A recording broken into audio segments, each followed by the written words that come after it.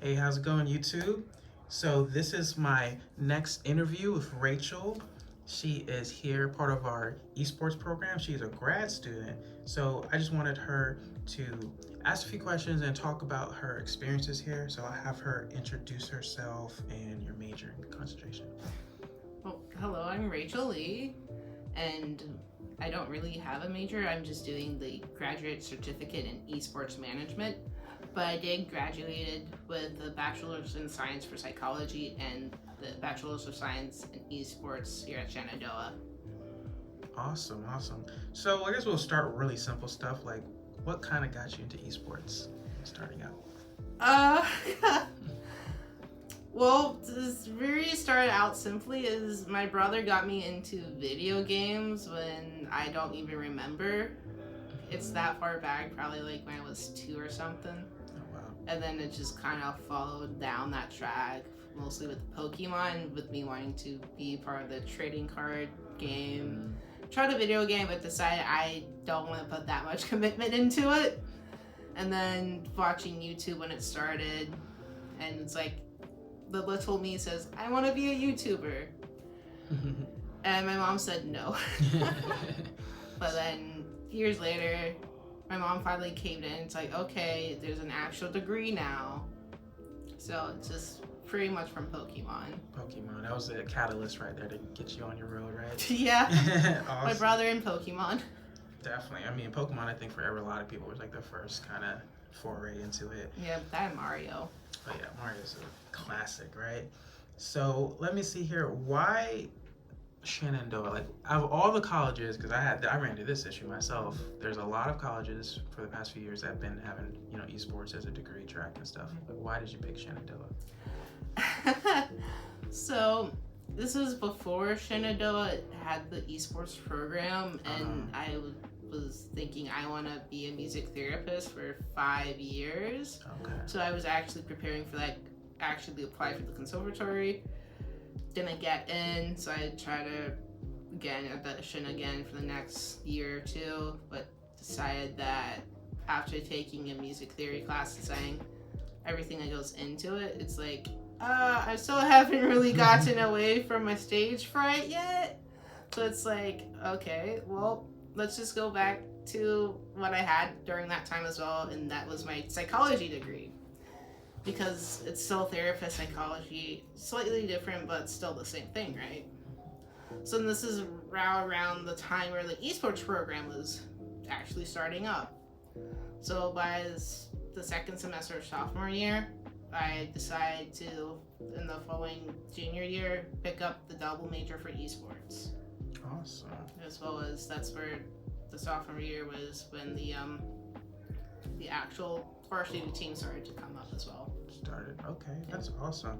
So I guess with your experience, so you've had what, 2, 3, 4 years almost of since your sophomore year. 4 years. 4 years, Yeah, right? because it's a 4-year program, 3 years for the arena. Right. So how has your views changed on like video games and esports, or just kind of like change or grew from when you started with the program in the infancy of the program to where it's now? Well, the one thing is it got me like because I already kind of was into it with Pokemon. Yeah. And like I knew there was like other stuff, but I didn't really like was into it until like Overwatch. I got introduced to Overwatch. As well as there was another game, Smite. It's like I remember playing it when it really first came out, then just stopped.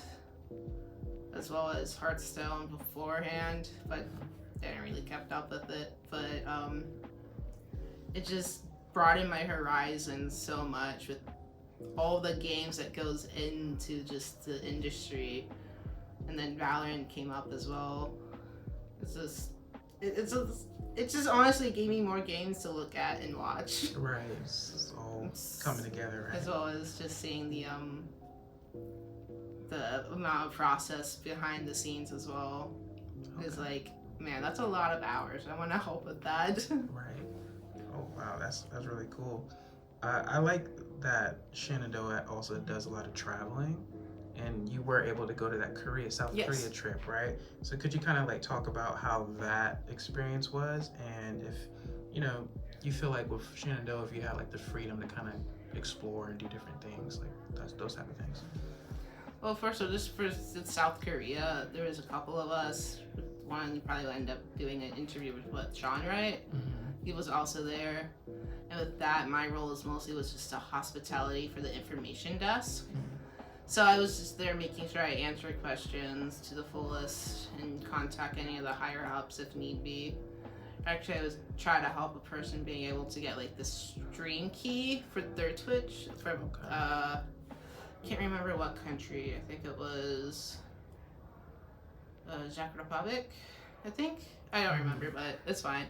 It was really interesting just to talk to the different people from different countries and seeing the championship in person on the last day.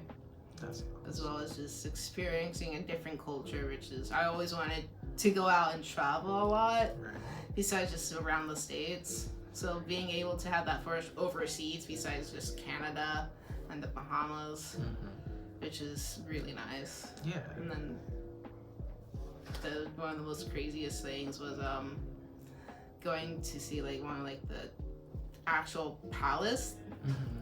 So you see like the natural like just a historic part of Seoul. Then you look back and you just see the city life. It's just insane. That had to be amazing. Just different, the contrast and everything like that. The mountain view with the Yeah.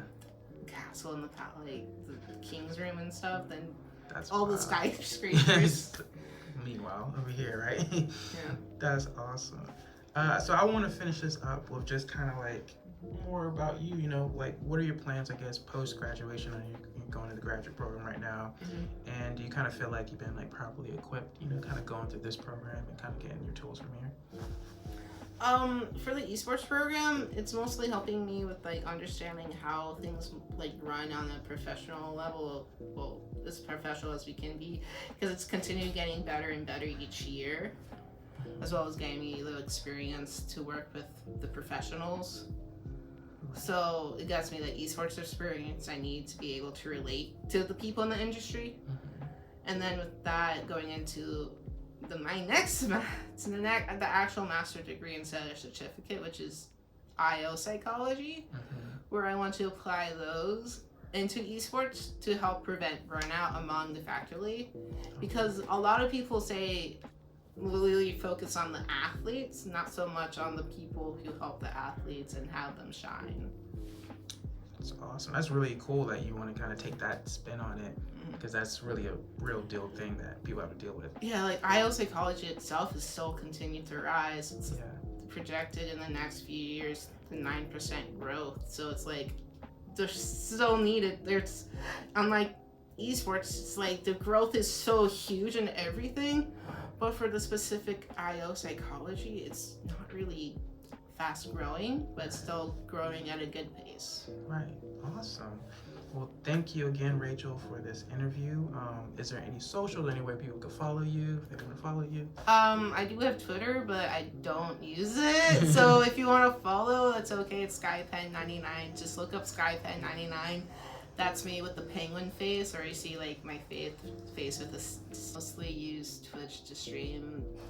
I'm gonna plan on doing it more in the summer since it's gonna be my more downtime. And then I have LinkedIn. It's Rachel Lee.